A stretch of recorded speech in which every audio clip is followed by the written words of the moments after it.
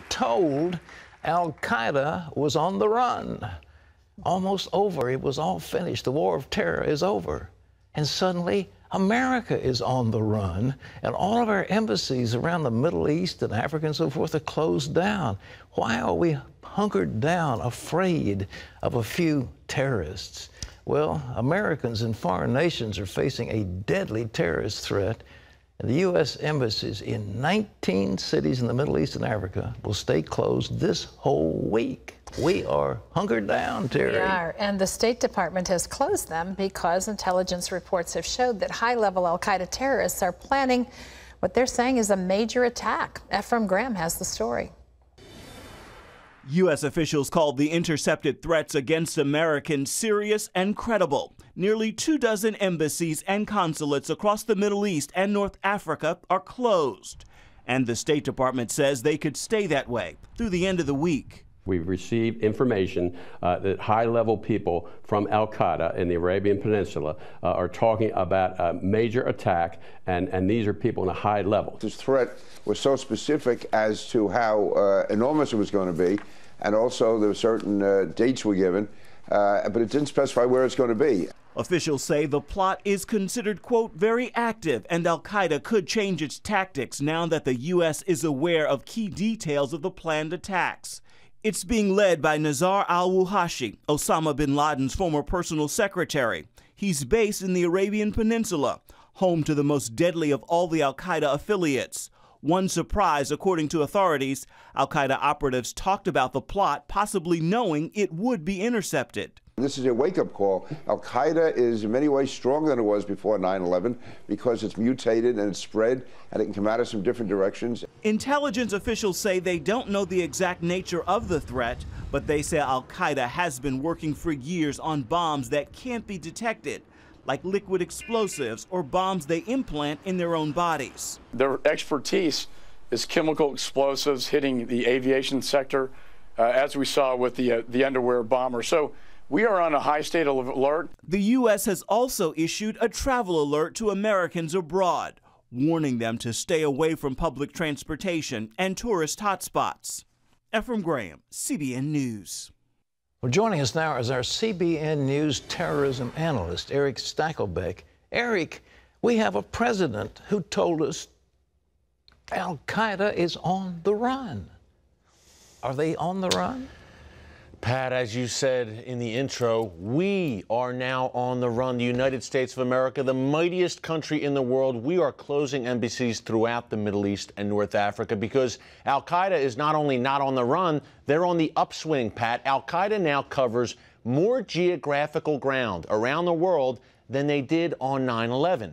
That is stunning. After all the blood and treasure we've put into this war on terror over the past 12 years, Al-Qaeda is still expanding, still growing. Not only Al-Qaeda Central, Pat, and their various affiliates in the Middle East, in North Africa, in South Asia, but we have this whole network of sympathizers in Europe, in America, who have sprung up. We saw it most clearly, Pat, back in April in Boston with two young Islamic jihadists, not directly linked to Al-Qaeda, shut down a major American city for the better part of a week. Now, major American embassies and consulates are shut down throughout that region for all of this week, Pat, and it shows that our policies in the Middle East right now, in the Muslim world, are an absolute shambles, and we have no respect there any longer.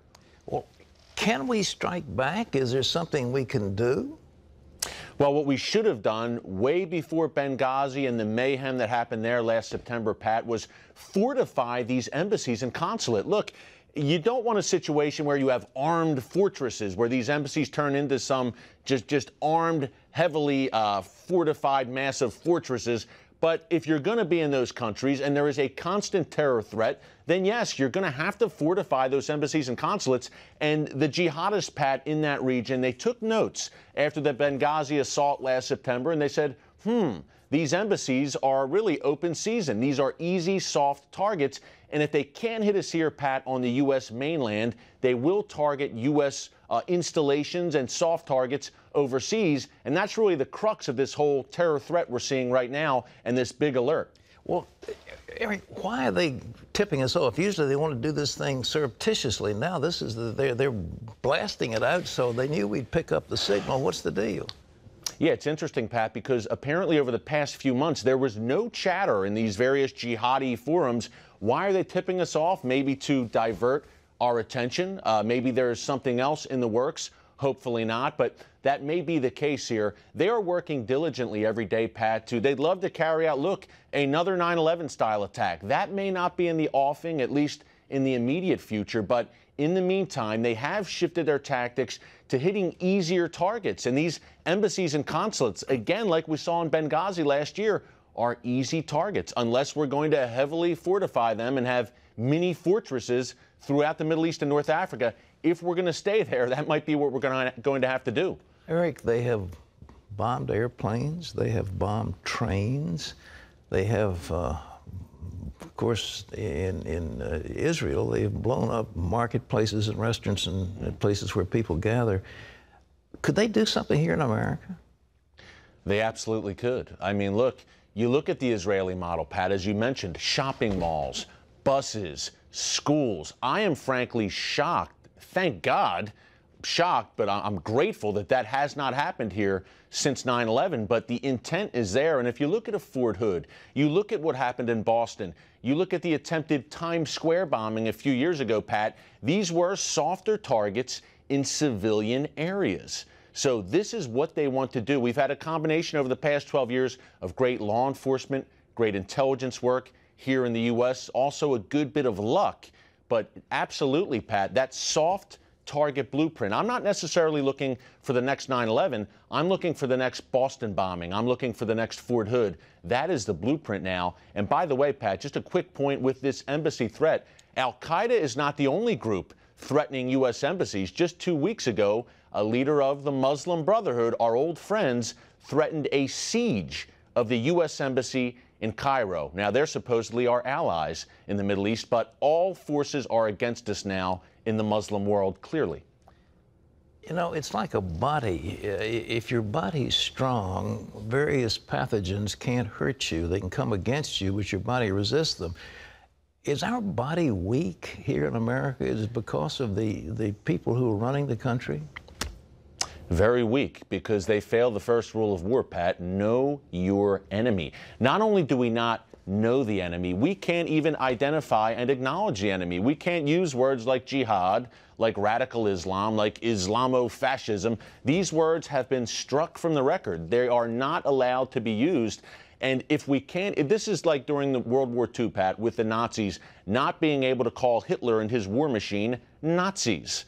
I mean, this is the equivalent. If you can't call the enemy, Al-Qaeda, the Muslim Brotherhood, the Iranian regime, Hamas, if you can't call them Islamists, what can you call them? Oh, violent extremists. That's what the administration uses now. That is our lexicon. So it starts at the top. Acknowledge what we are up against. We are in an existential, civilizational struggle. They are playing for keeps, are the Islamists. We need to acknowledge that, yes, we are in a civilizational struggle, a war against these folks. We did not declare it. They did against us. But now that we're in it, we're going to have to fight it, and we're going to have to win it. And right now, I think we're losing on many fronts. Eric, thank you. And this book, Eric's written, by the way, it's called The Brotherhood, America's Next Great Enemy. It's chock full of information. I think you'd be very helpful. It's available in bookstores or online. Amazon et al. It's called The Brotherhood by Eric Stakelbeck, our terrorism analyst. Man, Terry, it's terrible. You've got to. There's an article about Putin, who decided, why not rub America's nose in the mud? Why not take Snowden in? Why not? Because he looked and charted over the months the failures of Obama to react to insults to America, and he realized he can do whatever he wants to with impunity. And this is the way we are. We have not been stronger with this president. We are much, much weaker, and that's dangerous for all of us. Well, here at home, a new report says the domestic spying scandal could have been even worse. Lee Webb has that story from the CBN newsroom. Here's Lee. Pat, other government agencies, as it turns out, want a piece of all that info that the National Security Agency has been collecting in its massive electronic surveillance program.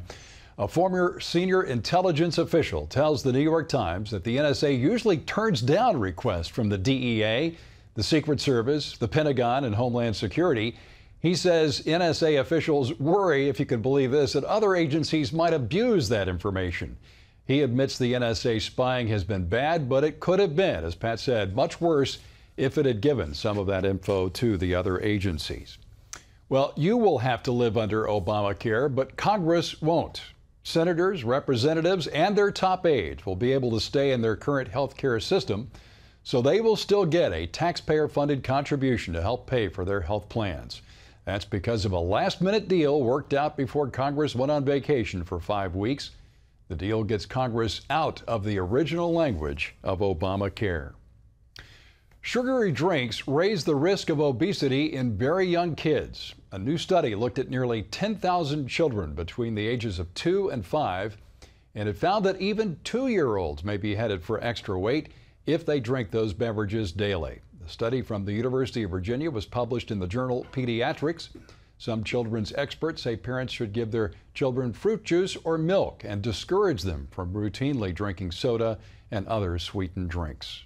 Pat? Thank you. Isn't it amazing? Congress passes this awful bill. Awful bills, hated by Americans, hated. Unbelievable. But they exempt themselves. Yeah. They do the same thing with retirement benefits. You know, we're forced to go under various plans that they have set up for the workers, but not them. They've got this cushy retirement program. It's all cut out just for their staff and government workers, et cetera. It's so bold. You're almost embarrassed for them. One of the reasons people so disgusted with Congress. I mean, Yes. we have good friends in Congress, obviously, but this kind of stuff is outrageous. Harry Reid did it. Harry Reid, head of the Democrats. He's the one who made a deal with the president at the last minute to slip this thing. Actually, the law put them in. And all of a sudden, they woke up. They didn't read the bill like anybody else, and they said, well, wait a minute. We're under this awful system. You've got to get us out of it. Good for them, but not us. That's right. So Obama says, okay, Harry, you've got a deal. And they put a little bit of last-minute language in, slipped it through. People don't watch that stuff, but it's there. And it's the kind of thing that makes Americans furious. The governor of Pennsylvania has taken steps now to prevent illegal same-sex marriages in one county. Last week, the Montgomery County Register of Wills defied a state ban on gay marriage and started issuing licenses to homosexual couples. In fact, he's issued at least 34. Governor Tom Corbett is suing County Register Bruce Haynes to make him stop violating the state law that defines marriage as between one man and one woman. Haynes started issuing gay marriage licenses after the state's attorney general said she would no longer defend the law. CBN is helping thousands of people affected by flooding in the African nation of Chad. Heavy rains and flooding destroyed mud brick homes, forcing villagers to evacuate. CBN responded by supplying 1,000 mattresses with ground mats and 1,000 mosquito nets. CBN also drilled several freshwater wells and built latrines in temporary refugee camps. Team members were also able to give a short-term presentation of the gospel during their relief efforts. And you can find out more about what CBN is doing around the world by logging on to cbn.com/international.